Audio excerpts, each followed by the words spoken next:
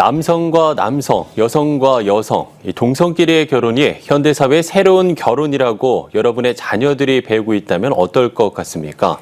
그런데 이미 일선 고등학교에서는 이 같은 내용을 아무렇지 않게 가르치고 있는데요. 문제는 교과서였습니다. 동성애를 옹호하는 교과서의 실태, 정희진 기자가 짚어봤습니다. 비상교육 출판사의 고등학교 사회문화 교과서입니다. 육색 무지개 피켓을 든 동성애자들의 사진을 싣고 혼인의 권리와 같은 부당한 차별에 성적 소수자들이 저항하는 목소리가 커지고 있다고 기술합니다. 특히 소수자로서 여성, 어린이, 초중고등학교, 장애인 등과 성적 소수자와 HIV 환자를 함께 열거합니다. 천재교육 출판사의 고교 사회문화 교과서 역시 비슷합니다. 장애인, 여성, 빈곤층과 동성애자가 주류 사회로부터 차별을 받고 있다는 주장을 펼칩니다. 차별금지법을 제정해야 한다는 식의 논리도 나옵니다.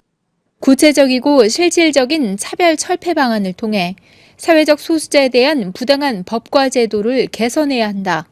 성적 지향 등을 이유로 차별을 받지 않도록 차별금지법을 제정하라는 사회적 요구가 커지고 있다고 주장합니다. 또 다양한 결혼 형태로 동성결혼을 소개하기도 합니다. 관계와 가치관 중심의 공동체 가족이라 설명하는가 하면 전 세계 동성결혼 허용 국가 현황을 그림으로 제시합니다. 사회문화 교과서뿐 아니라 생활과 윤리 교과서도 동성애 옹호 내용들을 담고 있습니다. 이처럼 동성애를 옹호하는 교과서가 학생들로 하여금 동성애로 인한 개인, 가정, 사회적 문제 등은 전혀 알지 못하게 하고 동성애자들을 부당하게 차별받는 소수자로서 보호 대상으로만 인식하게 만드는 등 문제가 심각하다는 지적입니다. 한 고등학교 교사는 학생들 사이에 이미 동성애에 대한 잘못된 가치관이 팽배해 있다고 통탄합니다. 소수자 인권이라는 틀을 확 씌워가지고 동성애 실체를 보지도 못하고 볼 생각도 못하는 상황이 벌어지고 있는 거죠. 교실에서 손을 들라 그래요. 얘들아, 요새 동성애에 대해서 너무 말이 많은데 너희들은 동성애가 인권이라고 생각하는 사람 손들어봐. 그러면요 3분의 2가 손들어요.